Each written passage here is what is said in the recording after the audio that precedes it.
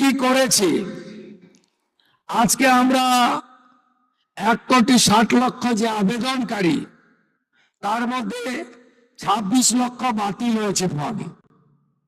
তারা criteria fill up করেননি। যে ক্রাইটেরিয়ার কথা মাননীয় মালতী দি একটু আগে বলেছেন, কারা কারা যোগ্য বিবেচিত হবেন না।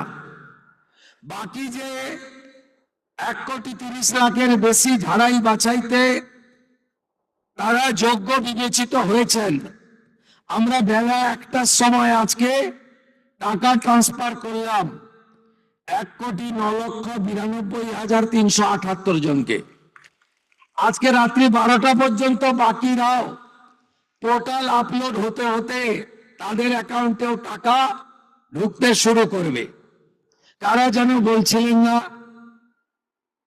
যে আগের সরকারের যে বরাদ্দ ছিল, এই সরকার বরাদ্দ মাত্র 1,000 কোটি টাকা বাড়িয়ে অর্ধেক বেনিফিশিয়ারি করে দিয়েছে। আমরা একটা বেনিফিশিয়ারিকেও বাদ দেব না। যারা আমরা বেনিফিশিয়ারি বলি না, আমরা বলি এটা আপনার অধিকার।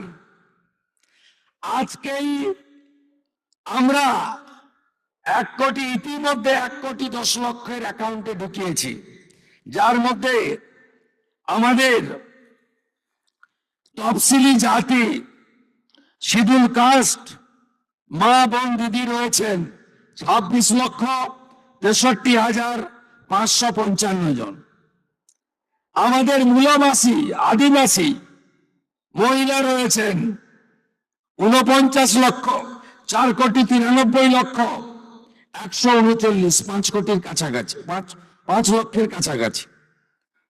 বেনিফিশিয়ারি ফ্রম হিল, পাহাড়ি এলাকা, দার্জিলিং, কালিম্পং, কার্শিয়াং, ওখানকারও আমাদের নেপালি গোর্খা বোন এবং দিদি, তারা ইতিমধ্যে অ্যাকাউন্টে পেয়ে গেছেন 1,22,628 জন।